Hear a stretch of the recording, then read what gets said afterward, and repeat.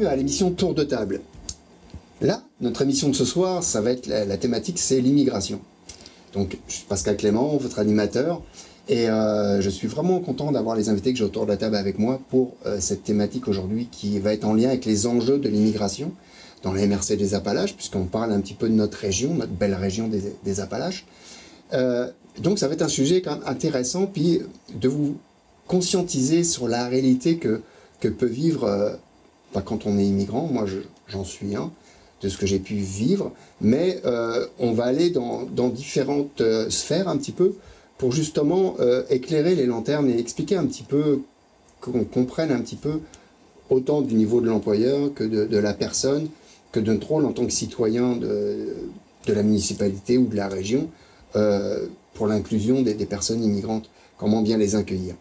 Donc autour de ma table, j'ai 4 invités, donc je vais commencer avec ma droite. Oui, bonjour. Alors moi, c'est Roxana Nana et je suis la coordonnatrice de service à l'immigration au Carrefour Jeunesse Emploi de Fonac. Donc ce service est nouveau. Donc c'est ça. Puis c'est ça, puis tu es toi-même une immigrante comme moi. C'est ça, depuis 2018 où je suis arrivée au cégep de Thetford. Ok. Donc, ça fait 5 ans là. Félicitations, je sais que tu as ta carte de résident permanent, donc félicitations. Oui, merci. Fraîchement arrivée. Oui. C'est ça. Je t'en prie. Bon après-midi. Véronique Saint-Gelais, je suis chargée de projet en immigration pour la MRC des Appalaches. En fait, la MRC est mandatée et partenaire en fait du ministère de l'Immigration dans le programme d'appui aux collectivités. Donc, on a un plan d'action concret en matière d'accueil, d'intégration et de rétention des personnes immigrantes sur le territoire. Donc, avec des actions concrètes à mettre en place dans la communauté et puis faire en sorte en fait que la MRC des Appalaches soit accueillante et inclusive. Très important. Absolument. Très, ça, j'aime bien ce point-là. Merci beaucoup. Donc, à ma gauche, maintenant... Oui, bonsoir. Moi, c'est Krishna Gagné. Je suis avocate en droit de l'immigration. Donc, on est le seul cabinet ici sur le territoire à se dévouer exclusivement à l'immigration et particulièrement l'immigration économique. Alors, nous, on s'occupe de tout ce qui est permis de travail, faire venir les travailleurs étrangers temporaires, tant du côté de l'employeur que du travailleur. OK, d'accord. Très intéressant. Puis ça, c'est très pertinent, votre participation à l'émission d'aujourd'hui. Donc, je vous en remercie beaucoup. Donc, je vous en prie. Je t'en prie, on va tous se tuer, ça va être plus facile. Bonjour, moi, c'est Mohamed Diouf. Moi, je suis un immigrant d'origine sénégalaise. Ça fait plus que 10 ans que je suis dans la région juste des Appalaches. Et je suis le fondateur, en fait, de l'organisme, en fait, Pirikla, donc qui est une plateforme d'échange et de réseautage entre communautés immigrantes et locales des Appalaches ici. Donc, merci de m'avoir invité dans ce plateau pour parler, en fait, de l'enjeu de l'immigration. Tout à fait. Moi, je vous remercie de votre participation à tous les 4. C'est très important. Puis, on va y aller. Donc, en fait, moi, ma grande ligne pour cette émission, c'est quoi exactement les enjeux de l'immigration dans la MRC des Appalaches? Ça serait quoi les grands enjeux pour vous? Allez. En fait, je vais me mouiller. L'enjeu, en fait, c'est vraiment ce qu'on appelle l'inclusion, l'intégration. J'ai entendu quelqu'un, pas plus tard qu'aujourd'hui, en fait, qui me disait c'est le travail qui attire, c'est la région qui retient. Donc, je pense qu'on est un peu là-dedans. Là. Actuellement, ce qu'on sait, à toute fin pratique, c'est que la clientèle, le bassin de population immigrante actuellement, c'est majoritairement des travailleurs étrangers temporaires. Donc, ils ont des enjeux d'accueil et d'intégration qui sont propres à eux, tout en fonction des statuts. Là, on pourra peut-être en parler plus avantageusement tantôt. Mais je pense que peu importe l'origine, en fait, peu importe le statut, il y a une base commune qui doit être là, puis c'est les enjeux auxquels on fait face actuellement. Okay. Les enjeux d'accueil et d'intégration. J'aurais envie de dire, en fait, sans vouloir pousser l'audace trop loin, je suis moi-même une étrangère parce que je ne suis pas originaire de la région de Thetford. Donc, quand on parle d'inclusion, on va être davantage en termes de nouveaux arrivants. Donc, pour inclure davantage des Québécois pur laine, par exemple, qui font simplement se déplacer d'une région à l'autre et qui ont sensiblement les mêmes enjeux d'intégration. Quand on parle de la base de la pyramide, le transport, le logement, l'accès aux soins de santé, etc., c'est tous les mêmes enjeux. Ouais. Donc, autant la partie migration que immigration. Exactement. Exactement. Mais oui, dans les enjeux, puis pour moi, ce qui était important, c'est que le gouvernement nous parle que oui, il faut faire venir des immigrants, mais c'est bien, oui, on a besoin de l'immigration, c'est hyper important. N'importe quel pays a besoin de l'immigration. Mais moi, il y a une chose que dans ces enjeux-là qui, des fois, me chicote un peu dans mon travail, dans ce que je perçois, c'est qu'on va chercher des personnes, des fois, qui sont très qualifiées, mais on ne reconnaît pas leur diplôme ici. Puis ils se retrouvent confrontés à des situations assez... tu dois connaître ça aussi, Krishna, de sous-emploi. Est-ce que c'est une réalité aussi dans la région de la MRC des Appalaches? C'est une réalité. Il y a beaucoup de gens qui ont des diplômes universitaires qui vont occuper des postes pour lesquels aucune qualification n'est requise ou qui ont des diplômes qui ne sont pas liés du tout au domaine d'emploi. Donc, on n'est pas capable de les placer. On aimerait les placer plus haut, mais ils ne correspondent pas au code CNP qu'on appelle. Ouais. Alors, on n'est pas capable de les placer. Donc, ils sont obligés d'accepter pour pouvoir demeurer sur le territoire légalement et pour pouvoir subvenir à leurs besoins des postes qui sont sous-qualifiés. Souvent, ils se rendent compte par la suite que c'est des postes qui ne mènent nulle part, qui ne sont pas éligibles à une résidence permanente. Alors, le temps qui est passé ici, permet de vivoter, permet à l'entreprise de combler un besoin, eux de subvenir à leurs besoins, mais ce n'est pas une planification à long terme. Et parfois, les règles changent en cours de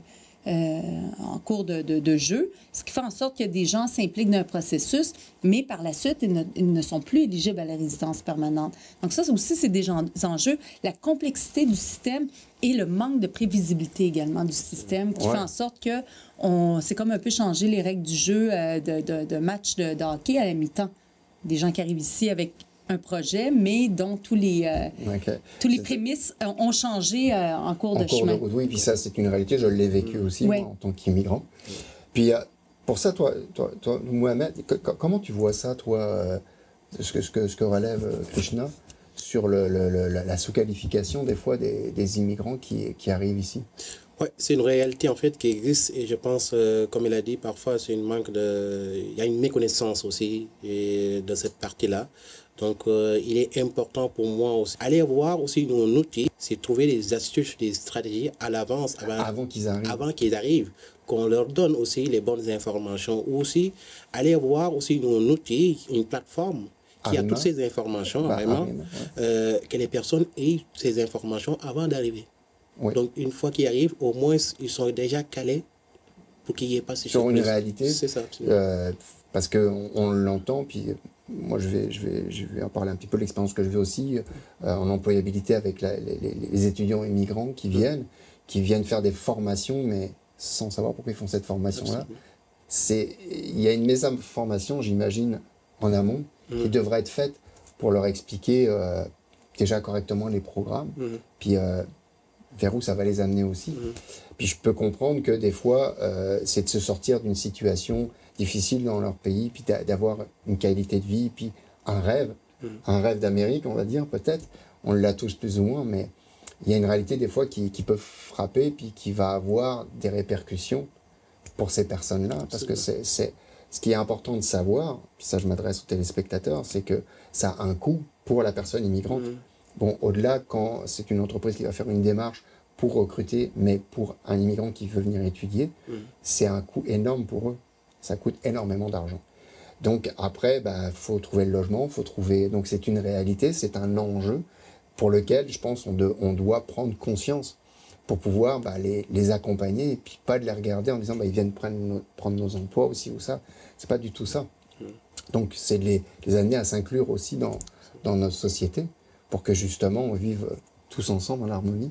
Mais comme disait Mohamed, il n'y a pas de plateforme qui existe uniforme qui devrait, je pense aussi que ça serait parce qu'on a le palier fédéral, provincial, il y a plusieurs enjeux qui existent là, qui sont en orbite de tous de toutes les procédures, mais il n'existe pas de site web ou de plateforme centralisée qui permet à une personne, à un clic, de savoir, mais voici où est-ce que je me dirige. Il faut vraiment aller d'un endroit à l'autre, essayer de comprendre l'information qui nous emmène vers un autre site. Et l'information, une fois qu'on l'a bien compris, elle a déjà changé. Donc, on est pris dans un système qui est complètement... Et ça, c'est tellement une réalité. Je l'ai vécu depuis que moi, j'ai ma résidence depuis 2018. Puis je vois ta réalité, Roxana, de ce que tu as vécu. C'est totalement différent. Tu sais, moi, ça a pris du temps, puis toi, ça a été très rapide. Donc, ça crée des injustices. Moi, je ne dis pas comme le contraire. Mais c'est vrai qu'il y en a pour qui, comme tu nommais tout à l'heure, ça peut prendre 36 mois Ouais. c'est extrêmement long, surtout que ça coûte beaucoup d'argent. C'est quand même coûte de l'argent pour venir, pour faire ces démarches. Puis dans mon cas, quand ça m'est arrivé, quand on m'a dit que ça marchait pas, il y avait un petit truc qu'on m'indiquait pas. Ben, je me suis retrouvé à être 6 mois sans travailler, sans revenu. Mais il fallait que je repaye, mais on ne me remboursait pas la partie que j'avais payée, c'est qu'on ne m'a pas dit que c'était une erreur. Fait que c'est ces choses-là, moi si je l'ai vécu, j'imagine qu'il y en a, Krishna, tu dois en avoir plein, toi, de cas comme ça qui vivent, où c'est pas se dire que l'immigrant vient, puis il vient ici, puis il prend le job, et ci et ça. Non, ça a un coût, c'est au niveau culturel, choc culturel, se déraciner, faut les accueillir, humainement aussi, pour que ça soit dans une... Disons, la MRC, je pense qu'elle en est quand même consciente, puisque je vois déjà que par certaines actions qui sont mises en place, tout ça, puis je l'entends par rapport au discours, les fois qu'on s'est croisés, tout ça, et je trouve que c'est bien, parce que oui, on parle de migration entre les régions, mais l'immigration, c'est une réalité, donc, et on en a besoin, mais faut le faire de la bonne manière. Puis le fait qu'il n'y ait pas de plateforme, comme t'expliquait Krishna, peut-être, ou que ça soit vraiment bien expliqué, parce que c'est quand même complexe. Faut que vous compreniez à la maison que quelqu'un qui fait une démarche d'immigration, il y a le côté provincial, après il y a le côté fédéral, c'est extrêmement de papier, de recherche, c'est un coût financier, c'est beaucoup de choses.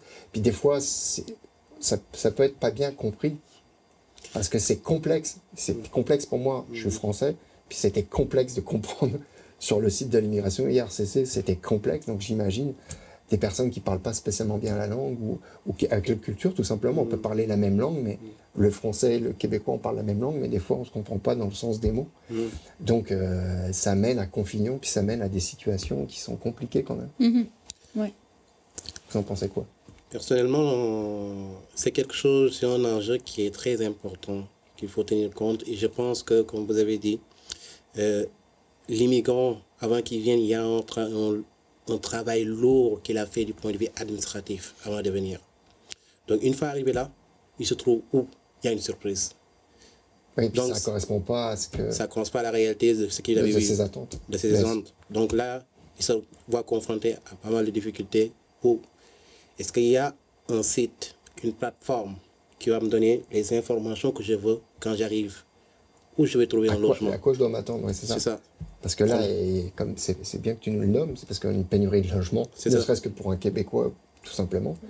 Et qu'en plus, pour un immigrant, c'est encore plus compliqué. C'est ça. Puis ils se retrouvent dans des situations, dans des chambres, avec des prix exorbitants, ce qui n'est pas normal. Donc il y en a qui vont profiter de ça, malheureusement. J'imagine que tu dois avoir des cas de gens qui profitent, autant des entreprises que des... En matière de logement, moins parce que dans le cadre des EIMT à bas salaire, l'employeur doit s'engager à assister. Non fournir, mais assister le travailleur à trouver un logement abordable. Alors, de ce côté-là, on le voit moins, mais on sait que c'est compliqué. On sait que... Ouais. Puis souvent, quand on arrive, comme t'expliquais Mohamed, c'est parce que là, on n'avait pas pensé à tout ça, puis là, tu arrives, tu es confronté à... Tu es confronté à ce problème de logement, de un. Deuxième chose, si la personne ne parle pas français, barrière linguistique, à qui je vais m'adresser pour être mon tuteur ou mon interlocuteur pour m'aider à m'envoyer mon message à n'importe qui pour que je puisse me faire comprendre. C'est ça. Donc, il y a ce problème aussi qui existe, aussi le problème de transport. En région, oui. Donc, il y a une panoplie de problématiques que l'immigrant, quand il arrive, il est confronté. Ouais, c'est ça qu'en amont, on n'y a pas vraiment peut-être expliqué. Tu sais, on parle du froid québécois, oui, et quand on le vit, on le comprend. Ça reste abstrait pour quelqu'un qui est en Afrique, par exemple. Toutes les exigences aussi liées au changement de pneus, tout ce qui est propre à notre culture ici, ou du moins nos caractéristiques, les gens ne le savent pas nécessairement en amont. Donc là, le 1er décembre, il faut avoir les pneus d'hiver, sans quoi on peut se faire arrêter. Puis c'est dangereux pour eux, pour les autres. Exactement. C'est une question de sécurité. Oui, c'est tout un tas d'éléments qui... Les permis de conduire. Le permis de conduire, exactement. Les droits et les obligations du logement, on ne le connaît pas. C'est la première fois qu'on dit, oh, le bail est là. Si. Mais avant de signer, il faut lire, il faut comprendre. Qu'est-ce que la loi dit? Oui, c'est ça. Donc, puis il y a les termes utilisés. Est-ce que toi, Véronique, tu le vois aussi Ben oui, puis en fait, j'avais envie de rebondir un peu sur ce que vous dites par rapport au fait que toutes ces démarches-là d'intégration, en fait, là, on parle beaucoup du côté immigrant, de la personne immigrante, mais je pense profondément, en fait, que c'est une responsabilité partagée. Oui. Nous, on a, puis là, je parle de la communauté, en fait, là, on a un grand rôle à jouer aussi par rapport à l'accueil et à l'intégration. Et force m'est de constater parfois qu'on n'était pas nécessairement prêts. Non. Donc, il faut nous laisser le temps, en fait, là, de pouvoir mettre certaines choses en place, puis... Au niveau de la MRC, moi, j'accompagne certaines organisations sur le territoire là, dans l'adaptation de leurs services. Là, parce que structurellement parlant, puis c'est probablement vrai dans tous les pays du monde, les services socio-communautaires qui ont été mis en place ont été mis en place pour les populations locales. Dans notre cas, ça a été mis en place pour des Québécois francophones blancs catholiques. Ouais. Donc, il faut ajuster un petit peu l'offre de services en conséquence. Très important ce que tu dis là, vraiment. Exact. Donc, il faut se donner le temps d'adapter ces services-là, puis de pouvoir être en mesure d'avoir les structures de communication efficaces aussi là, pour être capable de donner cette information-là à la personne immigrante qui arrive et qui a, mon Dieu, tout le temps... En fait, l'avantage, si je peux m'exprimer ainsi, c'est que la personne immigrante qui arrive au Québec, en fait, a l'avantage d'en n'avoir qu'une seule culture à laquelle s'adapter, la culture québécoise, alors que le Québec a besoin de s'adapter à un paquet de cultures différentes. Donc là, ça demande quand même, c'est un autre niveau, là, au niveau des enjeux.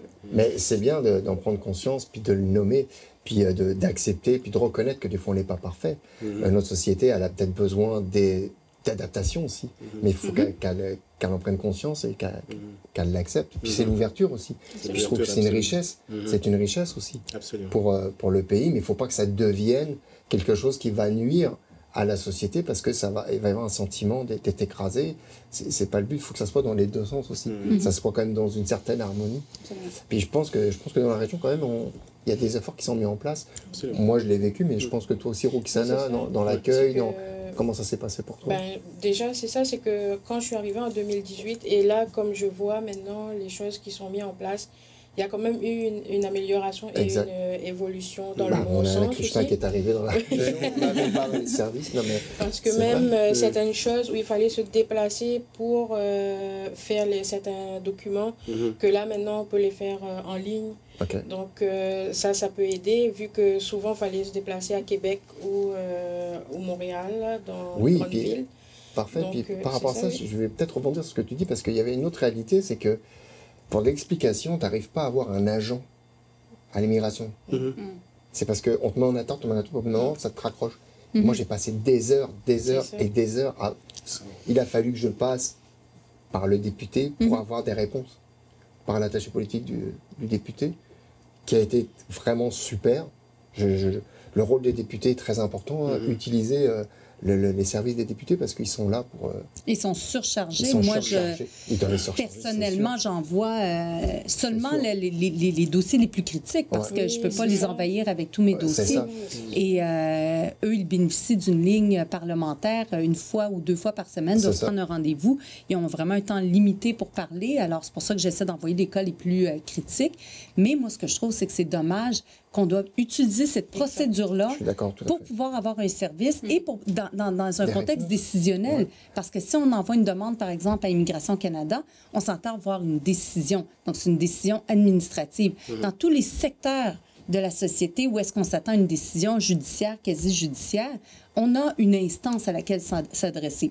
Immigration Canada, non seulement on n'a pas d'instance, on n'a pas de recours, ou très peu, c'est très théorique, les recours.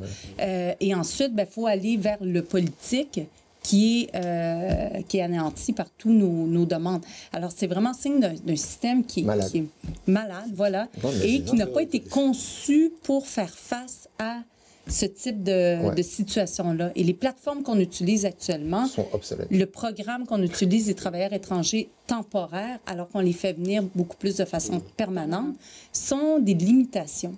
C'est vraiment des limitations. Ça n'a pas été fait, ça n'a pas été conçu pour la pénurie de main. Exactement, c'était pour les agriculteurs. On vient d'avril à octobre ou à septembre. Mais là, maintenant, on fait face où est-ce qu'une bonne partie de nos travailleurs transitent à travers cette plateforme-là, ce système-là, qui présente de nombreuses limitations qui n'ont pas été pensées pour ça. Alors, tout ce qu'on fait, c'est qu'on essaie de, excusez-moi le québécisme, mais de patcher le système pour essayer de trouver une façon d'accommoder et finalement, ça fait quelque chose qui est boiteux. Et ça génère des enjeux d'intégration quand même assez importants aussi. Là. Un programme qui a été conçu de façon temporaire pour pallier actuellement à un problème qui devient permanent génère un lot d'enjeux auxquels on n'était pas nécessairement préparé. Il y a un enjeu humain déjà à la base, parce que c'est des êtres humains derrière ça. Puis moi, je suis très axé sur l'humain, le respect de l'être humain. On se doit respect, peu importe d'où on vient, la couleur de notre peau ou notre religion. Mais pour ça, il y a un aspect humain qui...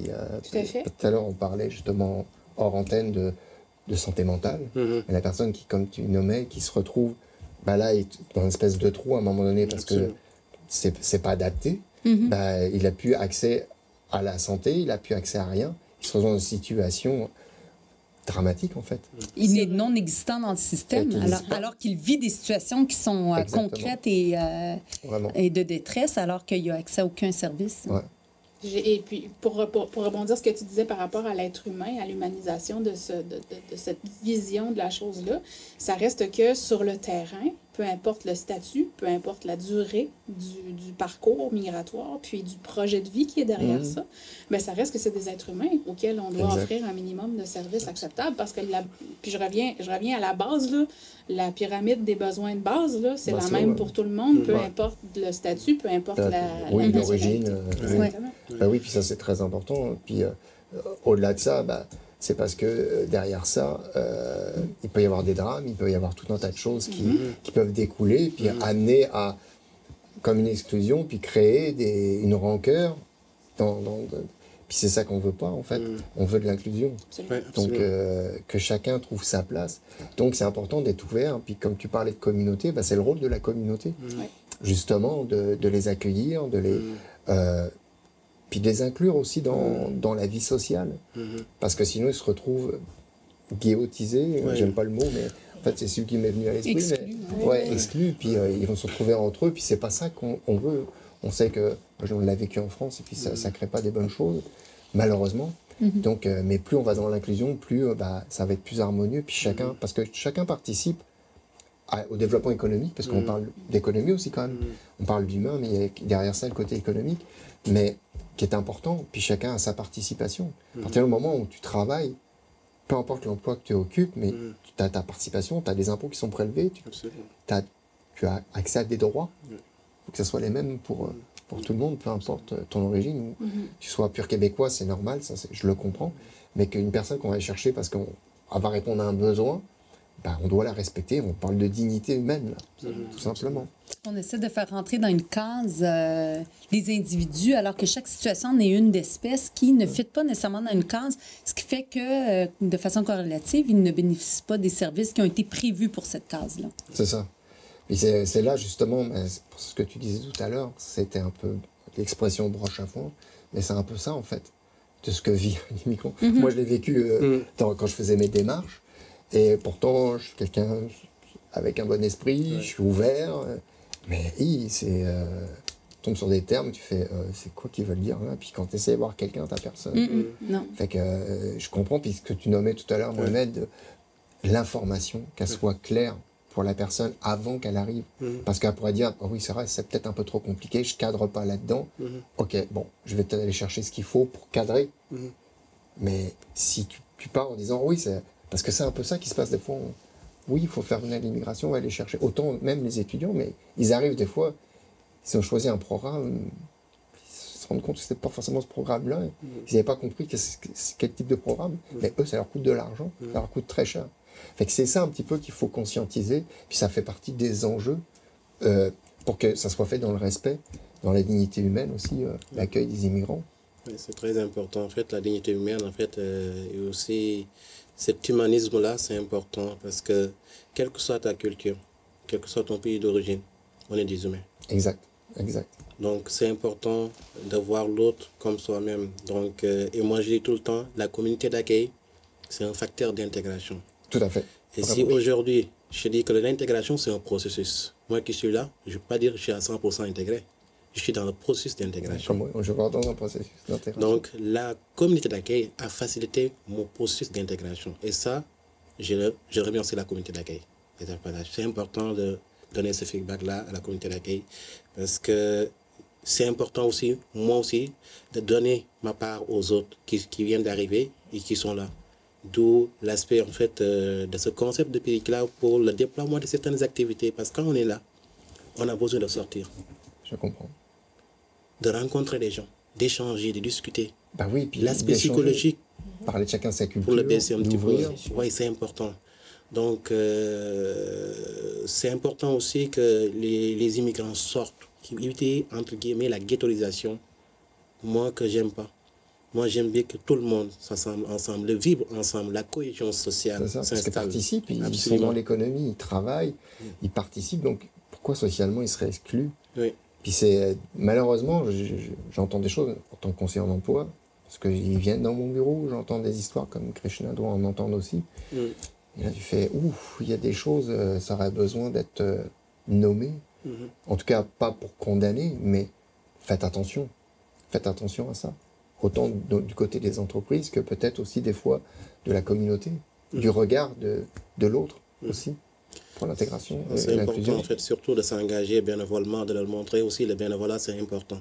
Parce que c'est grâce à ce bénévolat aussi qu'on va savoir d'autres gens, Je suis d'accord. rencontrer des gens et aussi aller chercher aussi les organismes qui existent dans la région, qui sont là pour les citoyens, Exact. quels que soit immigrants, nouveaux, tout le monde, que les organismes, qu'on les connaisse. Ouais. Surtout les femmes qui ont des enfants et les femmes qui sont enceintes, qui veulent avoir des services ou savoir ces services, ces organismes-là, c'est important aussi. Puis il y en a ici, puis on le voit, nous-mêmes, notre organisme, on est ouvert, et puis on l'a mis sur la table, parce qu'on s'est débattu pour l'avoir, pour remonter cette information-là.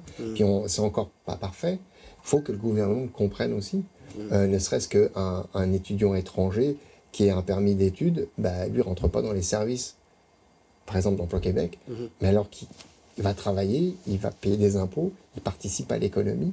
Pourquoi il n'aurait pas le droit au service d'accompagnement pour avoir les bons outils pour le diriger? Donc c'est une forme d'exclusion. Je comprends que c'est en phase de... Tout le monde va un peu à tâtons, mais ça aurait été peut-être mieux de l'avoir réfléchi avant. Puis d'y aller. Mais bon, on est des êtres humains, nous sommes des êtres imparfaits, on est capable d'en prendre conscience et puis de faire les actions qu'il faut en tout cas.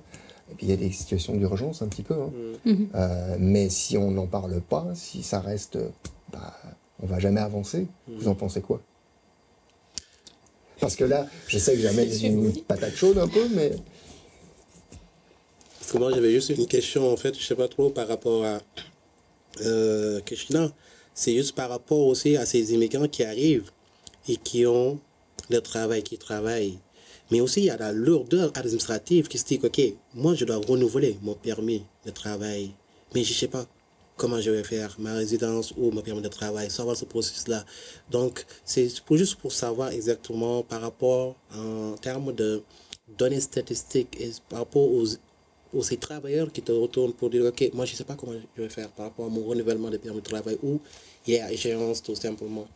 Ben, c'est que chaque entreprise le fait selon sa politique. Il y a des entreprises qui sont très habituées d'embaucher à l'international. Alors, ils ont un délai, par exemple, 4 mois ou 5 mois avant l'échéance. On se positionne, est-ce qu'on renouvelle les autorisations de séjour? Mais il y a d'autres entreprises qui sont beaucoup moins organisées pour ça, qui ont fait appel au programme ou du moins qui ont embauché des gens avec un permis de travail ouvert et qui ne connaissent pas la procédure.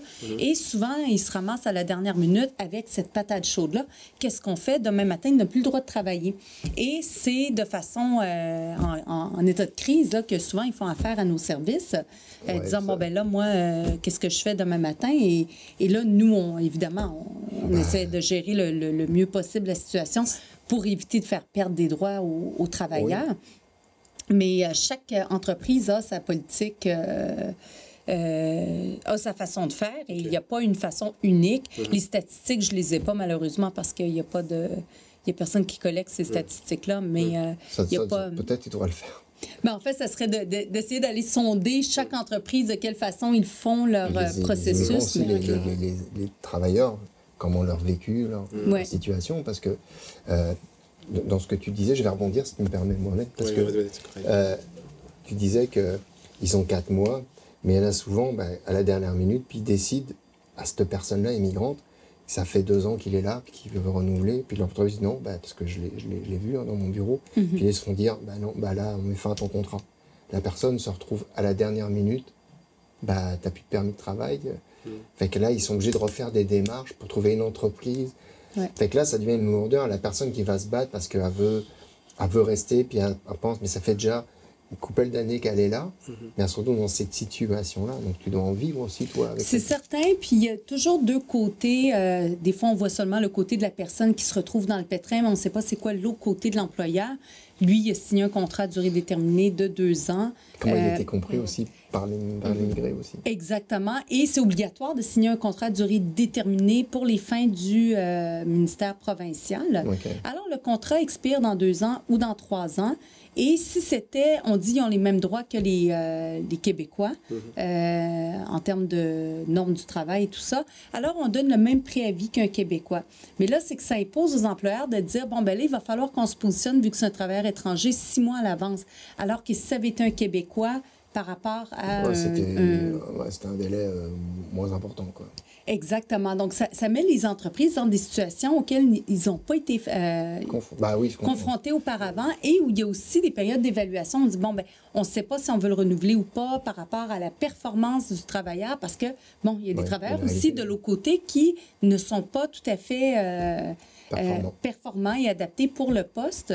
Et il y a aussi une possibilité de recours de la part du travailleur. Et donc, il y a toute une dynamique que je vois tant du côté du travailleur que du côté de l'entreprise, que c'est pas parfait, ni de l'un ni de l'autre. Et des fois, on entend seulement une version et on a tendance à blâmer l'autre. Moi, j'entends les 2 versions. Ouais, c'est ça. Et souvent, on est pris dans une situation où est-ce que ni l'un ni l'autre n'aimerait être dans cette situation-là, mais... personne n'est réellement à blâmer pour ça. C'est juste un fit qui ne fonctionne pas, mais on est prêt avec un dédale administratif pour gérer ça. Donc, ce serait que les politiques en prennent conscience et qui peut-être mettent en place des programmes ou qui commencent à y réfléchir, une table de concertation. C'est déjà en place.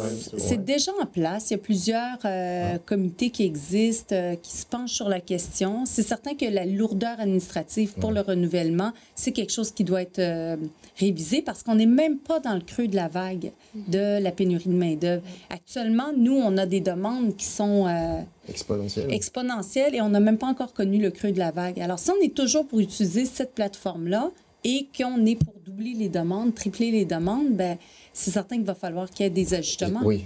Parce qu'il y en a des fois qui arrivent ici, puis après 2-3 semaines, ils ne font pas la job, comme on dit. Mais là, qu'est-ce qu'on fait? Ils ne sont pas éligibles au chômage, ils sont congédiés selon le droit de l'employeur, parce que c'est comme si c'était un travailleur québécois. Ils sont supposés... il y a même des entreprises qui payent le billet de retour. En fait, c'est qu'ils peuvent payer... Ils ont l'obligation de payer le billet de retour si c'est un travailleur à bas salaire. Mais certains disent, j'aimerais rester ici, je vais essayer de trouver un autre emploi.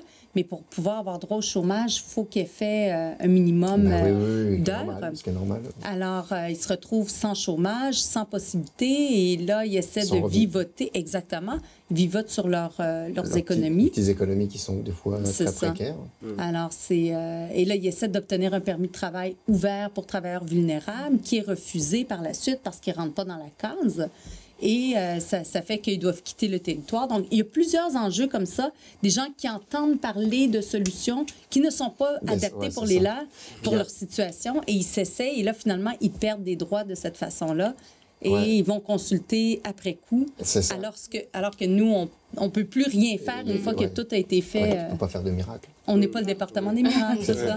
On aimerait tous être le département des miracles. Je pense que Roxana, tu dois savoir à peu près où je veux m'en aller par rapport à ça. Par rapport à ce que tu as dit là, c'est que la personne, il y en a qui profitent de ces situations-là. J'ai eu le cas, moi, de quelqu'un qui est venu me voir, qui me disait qu'il avait fait affaire avec quelqu'un qu'il avait payé assez cher, qui lui avait dit oui, moi je m'occupe pour faire les renouvellements, puis qu'en fin de compte c'est un escroc, il a payé une somme d'argent. Donc ça génère aussi des situations comme ça, d'abus, qui vont alourdir et malheureusement on voit à chaque fois qu'il y a un désespoir quelque part, il y a quelqu'un qui vient en profiter, parce que tu as dû en entendre parler, mais je pense que j'en avais parlé du cas où j'avais trouvé que la personne avait payé un certain montant, puis qui lui disait qu'il allait l'aider dans ses papiers, lui s'est fié à ça, et à un moment il s'est retrouvé, parce que l'autre il a rien fait, il a pris l'argent, puis il a disparu. Tout simplement.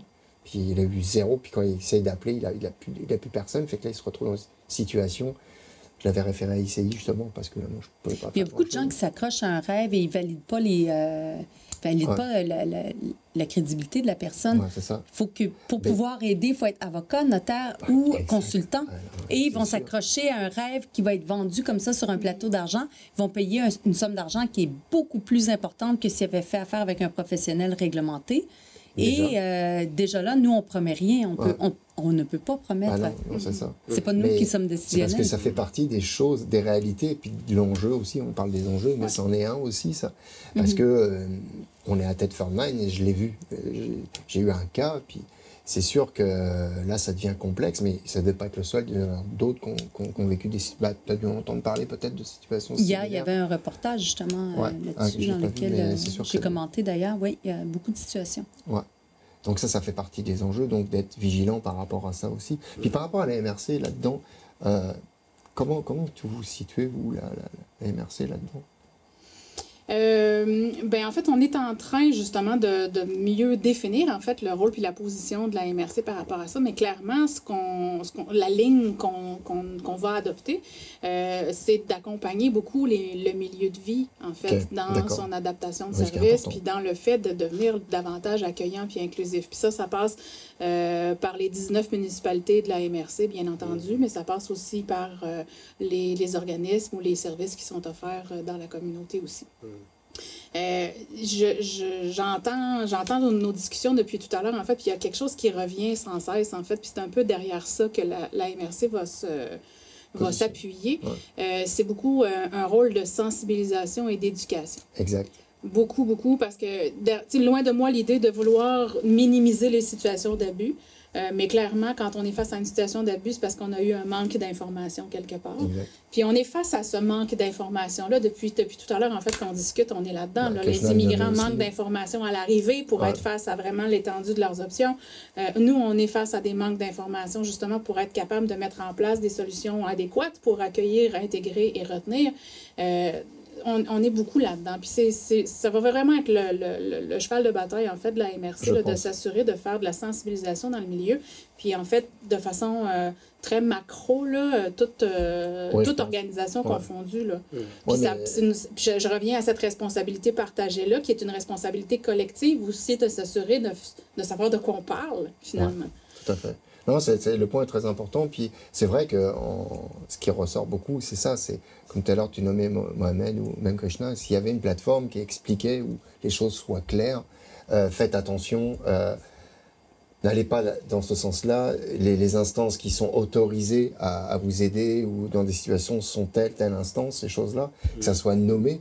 Parce que souvent, c'est un peu ça qui se passe. Ils vont un peu partout, ils vont essayer, ils viennent nous voir, ils vont voir les organismes communautaires. Puis il y en a quand même qui veulent chercher de l'aide. Puis des fois, nous-mêmes, des fois, on est impuissants parce que là, on va avoir un vol d'immigration, mais il est en train de se mettre en place. Hein. Oui, c'est ça.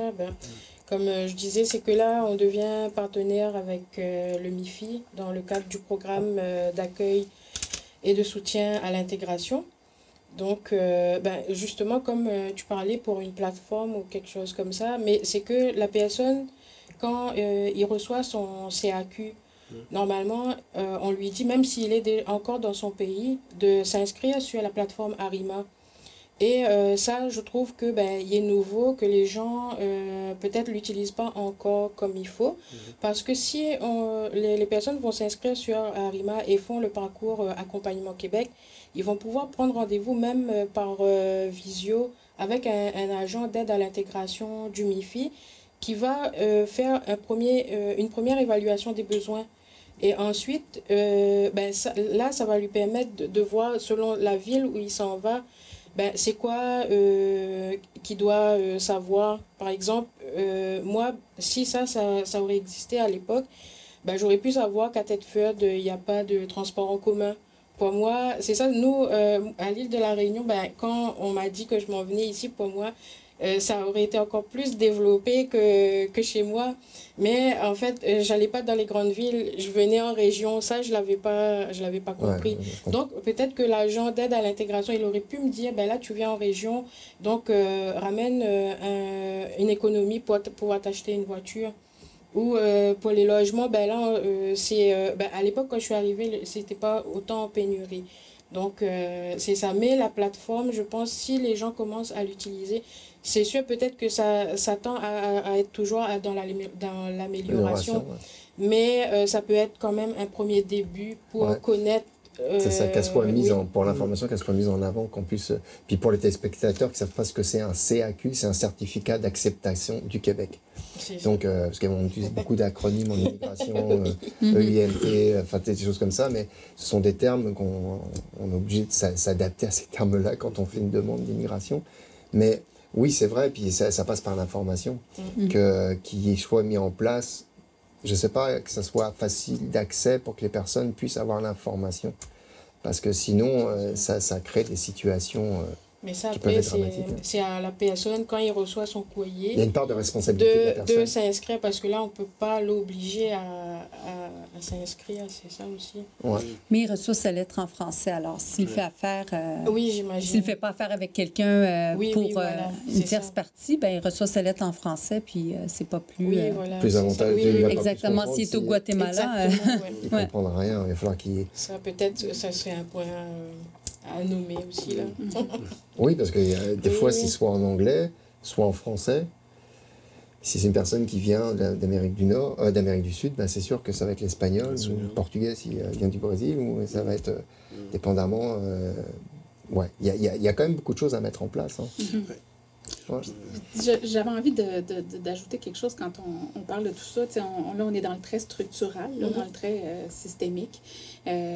Puis ça peut faire peur aux gens aussi, parce que c'est quelque chose dans lequel nous, on baigne au quotidien. Là, on est habitués, puis on fait affaire avec. Mais pour monsieur, madame, tout le monde, là, sur le terrain, puis c'est un peu mon cheval de bataille aussi en tant qu'MRC. Moi, je travaille avec la communauté de façon générale. Je pense que, puis comme je dis, loin de moi l'idée de penser qu'on vit dans un monde uniquement de licornes et d'arc-en-ciel, là, c'est pas ça. Mais je pense qu'il y a, j'ose croire en fait qu'il y a personne de fondamentalement mal intentionné. Non, vraiment, non, donc, je le pense aussi. Du coup, je pense que ce qu'il faut, c'est juste comme essayer d'aller à la rencontre de l'autre, d'essayer d'aller chercher de l'information, de pas juste comme se restreindre à soi, là, d'essayer d'ouvrir davantage. Puis je parle pour la communauté d'accueil, puis je parle aussi de l'inverse, c'est aussi vrai. Ouais, c'est exactement. Oui, puis ça, c'est vraiment important. Moi, je vois, il y avait des choses quand je suis arrivé ici. J'ai été quand même... Il y avait moins de services que maintenant. Puis, mais je me suis débrouillé. J'ai été vers l'autre aussi. Puis ça m'a permis d'avoir des informations. Tu peux appeler telle personne, tu peux appeler tel organisme, il y a telle et telle chose. Mais si tu fais pas le pas, des fois, si tu attends, on va pas te le donner non plus. Mais ça devrait être présenté quand même avec le package. Quand même au cégep, ils le font bien. Moi, je suis arrivé au cégep, puis c'est vrai que c'était quand même bien structuré. J'ai vu que le dernier, c'est de mieux en mieux. C'est encore mieux que moi quand je suis venu en 2010. Puis comme Krishna disait tout à l'heure, en fait, même au niveau des entreprises, puis ça va être vrai pour toutes les organisations, en fait, c'est à géométrie variable. Donc, il faut vraiment, comme tu dis, oser faire ce pas-là vers l'autre pour essayer quelque chose. Puis je pense que c'est ça qui va faciliter la rencontre aussi. On s'entend que même avec une barrière de langue, ça peut être un peu complexe, mais c'est ce qui va faire en sorte aussi d'ouvrir la communauté vers l'autre aussi, si on force un peu la rencontre. C'est ça, parce qu'ils font les efforts quand même. Parce qu'après, ceux qui vont en francisation, le niveau 7, pour pouvoir avoir le droit à son CSQ, il faut avoir le niveau 7. Donc quelqu'un qui ne parle pas du tout cette langue, la langue le français, qui est comme une langue complexe, comme une des langues plus complexes comme le français. Donc c'est sûr que ça prend un temps d'adaptation. Puis c'est au travers de leur travail, parce que quand ils vont faire cet exercice-là, ils sont en emploi aussi. Donc ils travaillent, ils font des gros horaires souvent. Puis le soir, faut qu'ils aillent chercher ces... Donc, il y a tout un processus derrière. C'est pas facile. C'est pas un processus Puis on s'entend, c'est des adultes, c'est pas des enfants. Non. Avec un paquet de problématiques en amont, avec la tête qui n'est pas toujours nécessairement concentrée à faire quelques heures de français par jour ou par semaine. Donc, c'est pas les mêmes dynamiques. Là. Mais justement, oui, c'est des adultes, c'est pas des enfants, mais moi aussi, je pense aux étudiants étrangers, justement, que oui, ils ont 18 ans, 19 ans, ils viennent juste de quitter leur cocon familial et ils s'en viennent ici tout seuls. Oui, c'est pas des enfants, mais il faut quand même... les responsabiliser. Oui, aussi. Mais c'est dans les deux sens. Oui, eux, ils doivent sortir et devenir responsables. Mais la communauté d'accueil aussi, je pense, doit quand même aussi voir ça comme... Parce que ici, c'est pas dans toutes les cultures que l'enfant, dès 16 ans, est autonome, il va travailler, il économise pour acheter sa voiture. Par exemple, là d'où je viens, les enfants, ils restent dans le cocon familial, même au-delà de 19-20 ans. Là. C'est comme ça, c'est la cellule familiale. Et, alors qu'ici, il y a vraiment la culture de l'autonomie dès l'adolescence. On les appellerait les tanguis. Oui, c'est ça.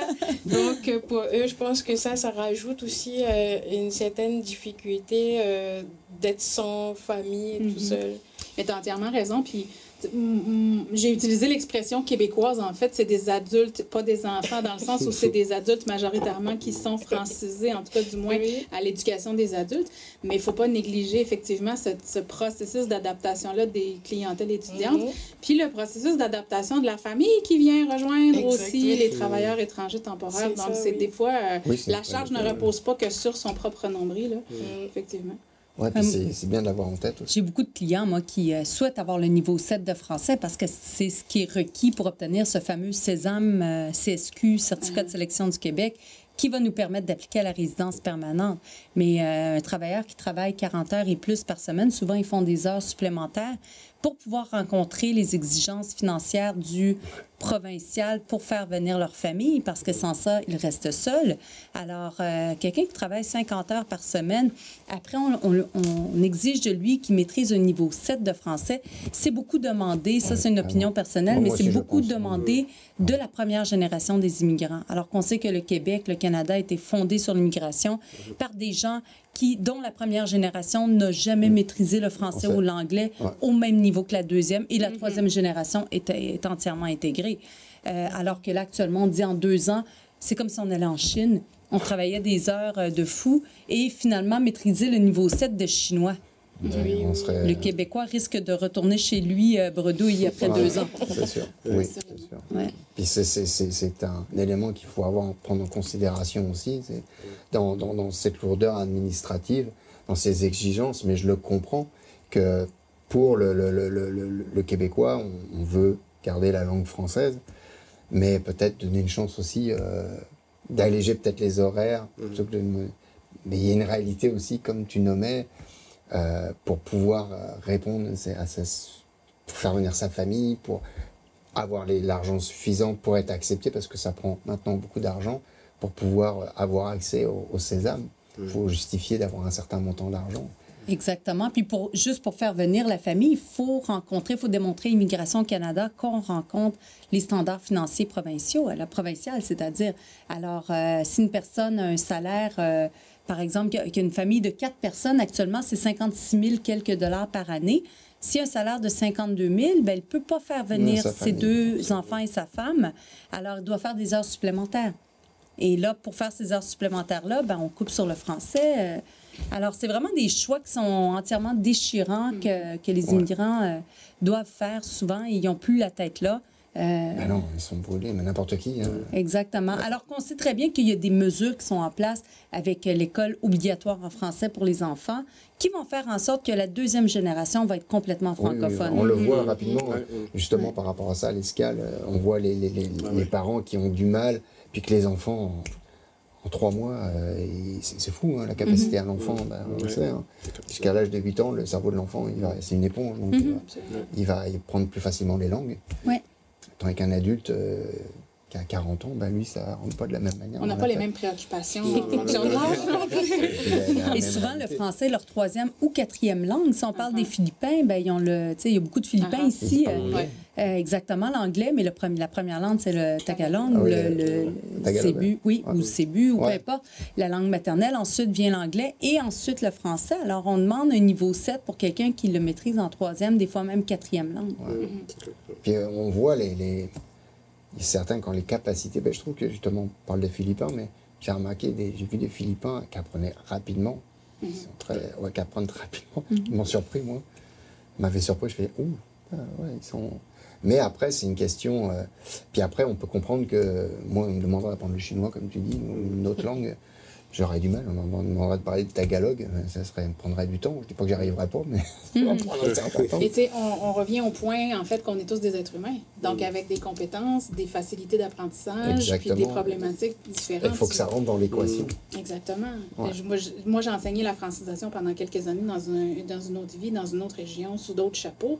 Puis on est face à ça aussi. Puis c'est difficile. Puis là, on pourrait en parler tout le reste de la journée, là, mais ça devient difficile aussi d'évaluer la rapidité, puis la capacité, puis la facilité d'apprentissage d'un adulte allochtone francophone quand on n'est pas capable d'évaluer s'il y avait des problèmes d'apprentissage dans sa langue maternelle, par exemple, ou des choses qui traînent de longue date, puis ce qu'il faut faire qui va nuire peut-être un petit peu à son apprentissage. Ajoutant à ça le fait que c'est déjà déstabilisant d'apprendre une nouvelle langue dans un contexte où on doit réapprendre pour toute fin pratique presque tout. Oui, tout réapprendre, c'est sûr. C'est sûr. Et ça, c'est dépendamment de disons, du type d'immigrant qui vient. Il y en a d'autres pour qui la langue française, comme en Afrique, la langue française, elle est assez parlée quand même dans pas mal de pays. Donc, c'est sûr que là, ils arrivent avec mais même, ils ont une culture de la langue qui n'est pas la même que celle d'un Québécois. Parce que les Québécois, c'est un petit peu une langue à part, puis qui a sa couleur, et qui comme en étant français, un même mot ne veut pas dire la même chose. Donc, ça se confronte aussi avec les Africains, je le vois dans les termes qu'ils utilisent. Puis des fois, ils ne vont pas être compris par un Québécois, parce qu'il ne comprend pas ce qu'il veut lui dire. Alors que... Donc, c'est une autre réalité, pourtant on parle de la même langue, là. C'est une autre réalité, je pense que ça, c'est la recherche culturelle aussi, c'est important, parce que moi, je vois que la beauté de tout ça, c'est cet échange culturel, savoir la culture de l'autre aussi par la langue. Parce que aussi, il faut favoriser l'intégration de ces immigrants à la culture québécoise, donc à la langue française. Et je pense qu'aussi, personnellement, il y a un excellent travail qui se fait dans la région. On parlait des établissements scolaires aussi sur la francisation. Il y a un beau travail, il faut le saluer. Donc vraiment, moi, je le vois aussi, même aussi dans les entreprises aussi, les gens qui vont partir aussi faire leur cours. Donc c'est un excellent travail qu'on salue de ce côté-là. Et je vois que dans la beauté de tout ça, c'est la culture, personnellement. Donc, il faut que ces rencontres-là soient là. Donc, pour que les gens se partagent et aussi s'échangent et aussi cette diversité culturelle-là, c'est important. C'est une force. C'est une force. C'est une force. Je le vois plus comme une force que comme une contrainte ou quelque chose de... Tu sais, c'est de changer sa lunette, puis d'aller dans l'ouverture. Puis c'est ça, je sais que le rôle de toi, le tien, est très important là-dedans. Puis tu travailles fort là-dessus, ça, je le sais. Et puis c'est important que seulement la région, la MRC, ou même la municipalité en prenne conscience, puis fasse les efforts, mettre les choses en place. Comme on disait tout à l'heure, on est tous des êtres humains imparfaits. Donc c'est sûr qu'il va y avoir des maladresses, mais ça se corrige une maladresse. C'est pas parce qu'il y a une maladresse qu'on va se dire ah ben non, là non, je fais rien de mal, je fais juste ça dans sa conviction, mais non, d'avoir l'ouverture pour justement être capable de corriger. Puis que ça permet de grandir au travers de ça, quoi. Donc oui, c'est hyper important. Mais il y avait un petit point que j'aurais amené par rapport aux entreprises. Je vois ton point de vue là-dessus, Krishna. Parce que là, tu parlais qu'il y avait des entreprises qui avaient des programmes pour les accompagner dans le logement. Mais est-ce qu'il y a un programme qui est fait pour les entreprises pour l'inclusion? C'est au-delà de les mettre dans le logement, si tu les mets tous ensemble dans un logement, puis tu fais rien pour les... En fait, c'est pas tant un programme, c'est une obligation de l'employeur d'assister à trouver un logement abordable. Alors, c'est pas de trouver le logement, mais de l'aider, lui envoyer une liste, et ensuite, la personne a le dernier mot. Il y a des entreprises qui vont avoir des maisons, qui vont dire, bon, ben on va vous loger là. Ensuite, libre à vous de voler de vos propres ailes et d'aller vers un logement de votre choix. Mais par rapport à l'inclusion, c'est vraiment, je pense que c'est à la pièce. Il y a des entreprises qui voient des fois qu'il y a certaines situations récurrentes qui se produisent au sein de l'entreprise. Et là, quand ils questionnent, quand ils font leur enquête, ils se rendent compte que des fois, c'est des petits problèmes culturels qui peuvent être réglés très facilement en facilitant certaines pratiques. Alors, oui, il y en a qui le font, mais on a affaire à quelque chose, un phénomène qui est complètement naissant. Les entreprises, très peu sont les entreprises qui ont recours au programme depuis 10 ans. Là. Il y en a qui commencent à ce jour, il y en a que ça fait 5 ans, et là, on commence, et plus en plus, il y en a qui arrivent, et là, c'est des vagues de telle tel pays, et là, on y va avec un autre pays, et là, on mêle tout le monde. Donc, c'est vraiment la pièce. Il n'y a pas de programme qui existe d'inclusion obligatoire. Mais est-ce que cette information, elle est donnée aux entreprises parce que quand les entreprises font appel à des organismes justement pour recruter à l'étranger, de leur expliquer que la part importante de l'inclusion... C'est pas standardisé, non. Non, il n'y a pas d'information qui est standardisée. S'ils font affaire, par exemple, avec Québec International ou Montréal International, qui font des missions de recrutement, là, il y a beaucoup plus de chances qu'ils soient sensibilisés à la réalité parce qu'ils vont sur place pour faire les missions de recrutement. D'accord. Et là, il y a plus d'inclusion ou plus de sensibilité par rapport à la réalité du pays. Mais c'est pas une information ou c'est pas quelque chose qui est standardisé à travers la province ou à travers le pays, l'inclusion. C'est vraiment libre à chaque entreprise de faire à sa façon. Il y en a qui le font avec brio, qui vont même au-delà de ce qu'on s'attend. Il y a d'autres qui ont plus de défis par rapport à ça et qui s'ajustent selon les circonstances. Alors, c'est un défi pour tout le monde, tant pour les immigrants que pour les collègues québécois, que pour les entreprises, les chefs d'entreprise. Je comprends. On va finir sur cette note-là parce que le temps passe super vite. Et puis, je pense qu'on aura encore des thèmes, plein de sujets encore à parler là. Mais en même temps, il faut rester sur une note positive, c'est que l'ouverture va permettre justement l'accueil, changer notre regard aussi, puis d'accueillir, puis de se mettre à la place de la personne immigrante aussi. Que les entreprises prennent conscience aussi que d'embaucher une main-d'œuvre immigrante, ça va les aider, mais qu'il y a une partie qui est importante, c'est de les amener aussi à l'inclusion, de les informer là-dessus, peut-être de leur faire prendre conscience que ça va être mieux déjà pour leur entreprise, et puis pour l'inclusion, puis pour que les personnes puissent s'intégrer et veuillent rester dans l'entreprise et participer au développement de l'entreprise aussi, parce que c'est une richesse. Et voilà, j'aimerais terminer sur une petite note positive comme ça. En tout cas, je vous remercie beaucoup de votre participation, de votre présence et de vos échanges que vous nous avez apportés pour cette émission. Je vous souhaite une bonne fin de soirée à tous. On se donne rendez-vous pour la prochaine émission de Tour de table. Merci beaucoup et bonne soirée.